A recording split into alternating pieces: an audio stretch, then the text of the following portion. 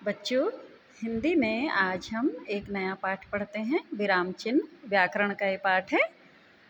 तो विराम चिन्ह, विराम का अर्थ होता है रुकना और चिन्ह का अर्थ है निशान। तो जब हम बोलते हैं, हमारे लहजे से पता चलता है कि हमने कुछ जगह पर हम रुक के बोले, कुछ हमने अलग अलग भावों को प्रकट किया। तो इन्हें जब हम लिखते हैं तब हम विराम चिन्हों का प्रयोग करते हैं। विराम शब्द का अर्थ है रुकना, अर्थात लिखित रूप में जब हम लिखते हैं उस समय हम अपने भावों या संकेतों को स्पष्ट करने के लिए कुछ चिन्हों का प्रयोग करते हैं। उन चिन्हों को ही हम विराम चिन्ह कहते हैं। तो आपको ये ध्यान रखना है कि विराम चिन्ह हैं वे निशान या वे चिन्ह जब हम लिखते समय अपने भावों को स्पष्ट करने के लिए इन्हें लगाते हैं। तो मुख्य विराम चिन्ह है पूर्ण विराम, अल्प विराम, प्रश्नवाचक चिन्ह, उद्धरण चिन्ह, विस्मयादिबोधक चिन्ह, योजक चिन्ह और कोष्ठक चिन्ह, और एक है लाघव चिन्ह। तो अब इन्हें देखते हैं। पूर्ण विराम है पूरी तरह से रुक जाना।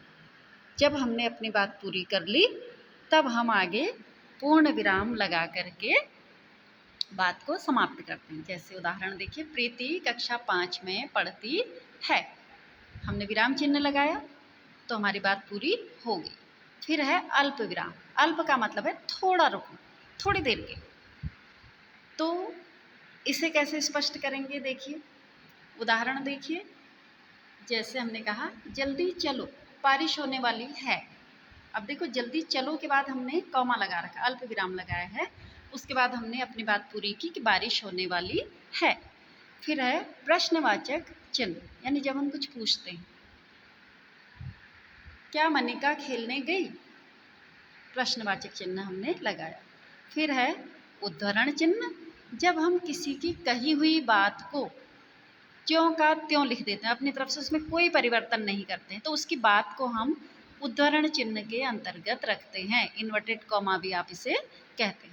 जैसे हमने कहा था, नेताजी ने कहा था कि तुम मुझे खून दो, मैं तुम्हें आज़ादी दूंगा। तो या फिर किसी कवि या लेखक का नाम, इसमें इखरा और दोहरा उद्धरण चिन्ह होते हैं। इखरा उद्धरण चिन्ह हम किसी का उपनाम बताने के लिए कहते हैं। जैसे सूर्यकांत त्रिपाठी निराला, तो निराला उनका उपनाम है, हमने इसमें सिंगल इन्वर्टेड कॉमा लगाया, नहीं इखरा उद्धरण चिन्ह लगाया। और जबकि किसी की बात को कहने के लिए हम दोहरा उद्धरण चिन्ह लगाते हैं।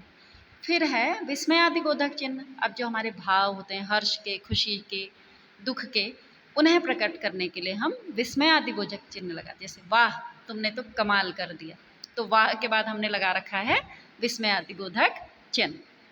अब है योजक चिन्ह। योजक चिन्ह क्या होता है? योजक का अर्थ है जोड़ना। हमारे दो शब्द हैं, हमने कहा जल्दी जल्दी चलो, तो जल्दी जल्दी दो शब्द हैं, उसके बीच में हमने योजक चिन्ह लगाया।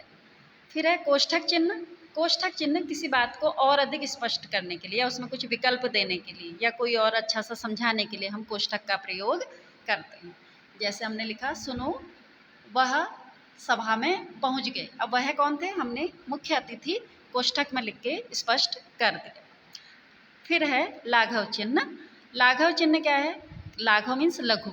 किसी बात को हम छोटे रूप में लिखने के लिए लाघव चिन्ह का प्रयोग करते हैं, यानी कि एक गोला बना देते हैं। जैसे हमने डॉक्टर लिखना है, हम सिर्फ डा लिख करके आगे लाघव चिन्ह लगा देते हैं।